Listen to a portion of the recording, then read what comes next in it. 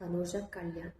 కళ్యాణ్ ఎందుకు నామినేట్ చేయాలనుకున్నాడో నాకైతే అర్థం కాలేదు. ఎందుకంటే తనకి కెప్టెన్సీ టాస్క్లో హెల్ప్ చేసి కొంచెం ఎట్లయినా తను హెల్ప్ చేసినట్టు, తను కొంచెం స్ట్రాంగ్గా ఉండడానికి తను హెల్ప్ అయినట్లు కొన్ని సజెషన్స్ ఇవ్వడం.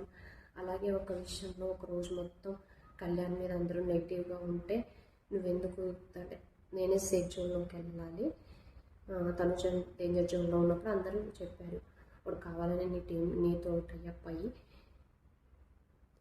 టైఅప్ అయ్యాడు, ముందు ఒక మాట తీసుకొని టైఅప్ అయ్యాడు, ఇది కరెక్ట్ కాదు అని అందరూ బ్లేమ్ చేస్తుంటే తను ఒక్కతే కళ్యాణ్ కొంచెం స్టాండ్ తీసుకొని తనుజ అప్పుడు అలా కాదు, నాకు ఒకరు స్ట్రాంగ్ కావాలి కాబట్టి నేను తనతో టైఅప్ అయ్యాను, అందులో తప్పేముంది అని అందరితో తను ఇదే పాయింట్స్ చెప్పి అక్కడ తన కోసం స్టాండ్ తీసుకుంది. తన గేమ్ ఇంప్రూవ్ అవడానికి కూడా కొన్ని సజెషన్స్ ఇచ్చింది. ఇలా ఉన్న తనుజని కళ్యాణ్ నామినేట్ చేయడం అనేది నాకు కరెక్ట్ అనిపించలేదు.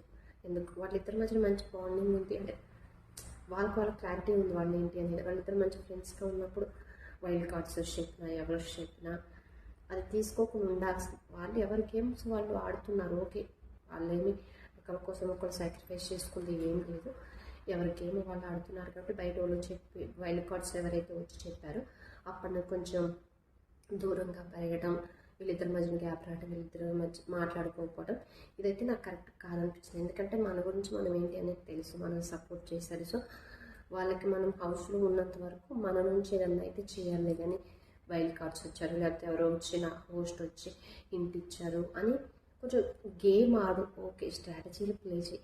మీ ఇద్దరు టీమ్స్లో ఉన్నప్పుడు అది ఏంటి ఫౌల్ గేమ్ ఆడకుండా మీ ఇద్దరు జెన్యూన్గా ఆడితే ఓకే, అంతేగాని వాళ్ళు వచ్చి చెప్పారని తనుజని నామినేట్ చేయడం అనేది అక్కడ నాకు కరెక్ట్ అనిపించలేదు కళ్యాణ్ విషయంలో.